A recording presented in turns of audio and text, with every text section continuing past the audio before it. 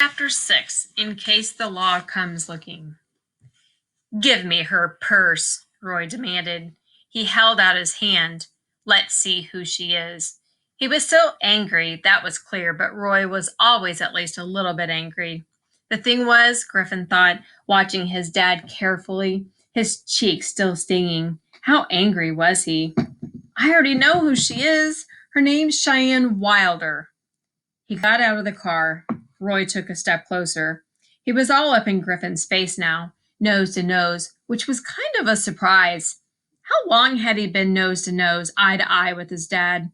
Sensing the tension, Duke started growling. Griffin stepped back, holding his hands up in surrender. His dad spit tobacco out of the side of his mouth. Roy was nothing but muscle and tattoo. Despite the cold, Roy was dressed the way he always was, in a black leather Harley vest open over a flannel shirt. The sleeves of the shirt had been torn off, ragged over his bulging pecs. The school can in his chest pocket had left a faded circle on the plaid. Jimbo and TJ came out of the barn. Griffin was glad for the distraction. Whoa, what is that? Jimbo asked, shaking his head in admiration as he took in the Escalade. Even though he had plenty of personal insulation, Jimbo was wearing so many layers he looked like the Michelin Man. Jimbo was always cold. A little something you picked up shopping? Sweet, TJ chimed in. TJ was skinny and short, not much taller than Cheyenne, with a long, dirty blonde ponytail poking out the back of his trucker's cap. Only there's a problem, Roy said. The red in his face had faded slightly. The car came with a little something extra. A girl. A kid, Griffin felt the need to interject. He could already see TJ perking up, and he didn't need him to get the wrong idea.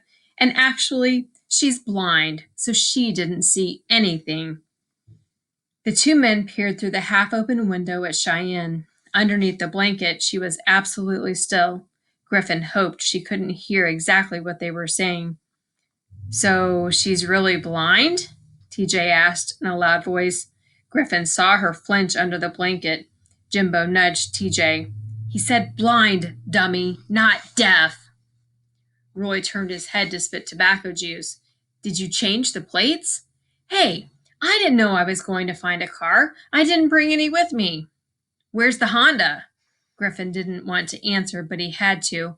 I had to leave it there. Where's it at? Don't tell me it's anywhere near where you got this.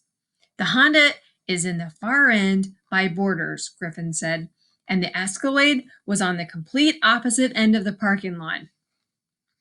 We can't leave it there overnight, or someone might connect the dots between one car left in the parking lot and another car that got stolen. Roy thought for a moment. Give them the keys. You two can take the pickup and go out to the woodlands and get the Honda back. TJ and Jimbo mumbled agreement. Griffin tossed Jimbo the keys, and the two men ambled off toward the pickup. When they were out of earshot, Roy turned to him. You've got us in a world of hurt, you know that? But right now, get her in the house. Keep her hands tied up, put her someplace she can't cause any problems, and then come back here. I'll put the Escalade in the barn. Don't use names, and don't tell her where we are. You and me need to talk about what we're going to do, but not in front of her. When Griffin opened the car door and leaned in, Cheyenne's body was rigid. As he pulled the blanket back, she rubbed her cheek on the striped scarf she wore around her neck over her coat. She was, he realized, wiping away tears. The dampness still shone on her red face. It seemed strange that she could cry, even when her eyes didn't otherwise work. He helped her sit up and then said, I'm going to cut the shoelaces around your ankles now. Don't move. He took out his knife, unfolded the blade. So that he wouldn't slip and cut her, he put one hand between her ankles, just below the taut shoelace, and felt somehow she trembled. After cutting the shoelace loose, Griffin helped her up into a sitting position.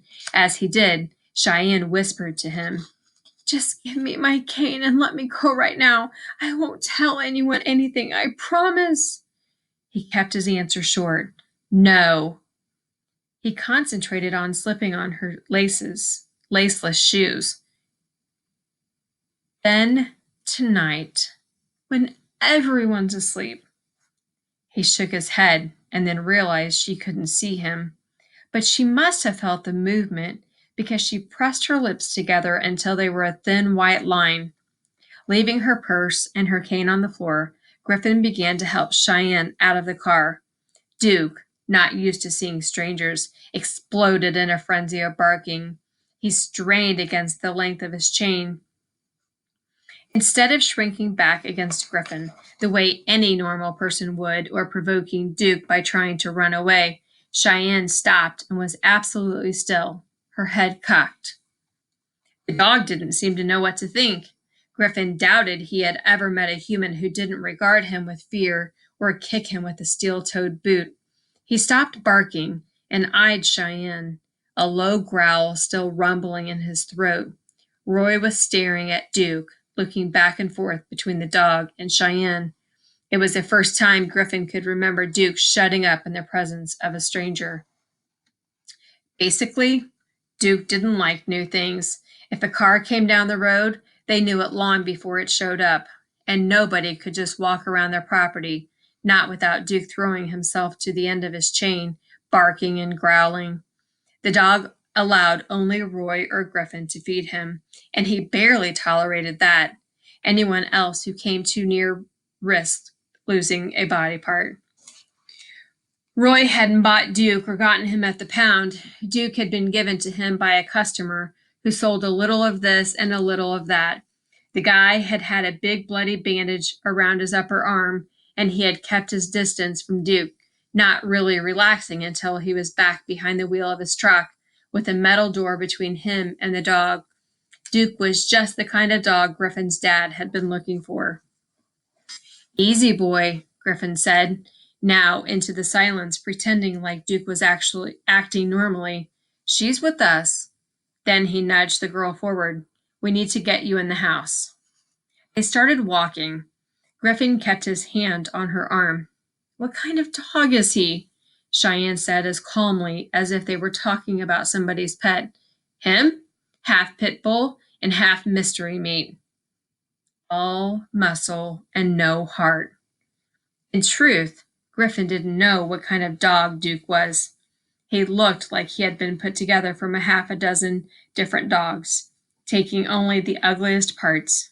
He had the short, sleek fur of a pit bull, brindled brown and gold, but scars from fighting marred the tiger's eye pattern. One ear stood up and the other flopped down. His legs were a little too short, and his tail was all wrong for a junkyard dog, fluffy and curved. And with his one droopy eyelid, Duke looked sly, like he was plotting something. Now, as they walked toward the house, Griffin found himself strangely glad that Cheyenne couldn't see where he lived. Just having her by his side made him view the whole place the way a stranger might. It had been a long time since a stranger was out here.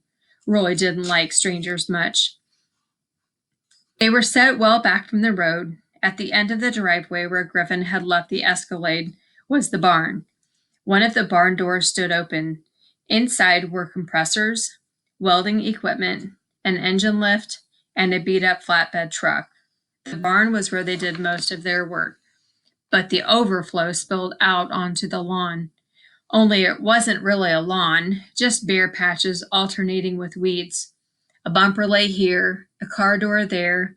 Back by the fence, a minivan, stripped of its wheels, looked more like a crushed shoebox.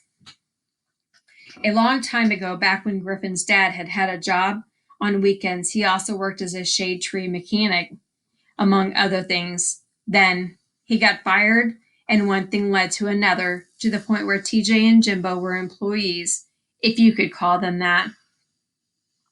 A chop shop sounded kind of organized, like an assembly line of thieves. They were anything but. Take a bunch of guys with no women around, throw in cars and car parts and machinery and tools, and you had the recipe for a real mess. People out in these parts didn't think twice about leaving a rusting pickup on the blocks in the driveway or hauling an old washing machine out to the long grass. Griffin and Roy's place just looked a little worse than most. But in case the law came looking, most of the operation was out of sight, out of mind. The barn hid their activities from prying eyes, even from the air, and once a vehicle had been stripped of all usable parts, TJ or Jimbo would eventually get out of the cat. TJ or Jimbo would eventually get out the cat and bury the skeletons out back. West of the barn was the house. It was a few decades newer than the barn, but it had needed painting ever since Griffin could remember. Now, the paint curled up in a long, rusty red strips. Behind the house rose forested hills where nobody noticed if you shot a deer, in season or not.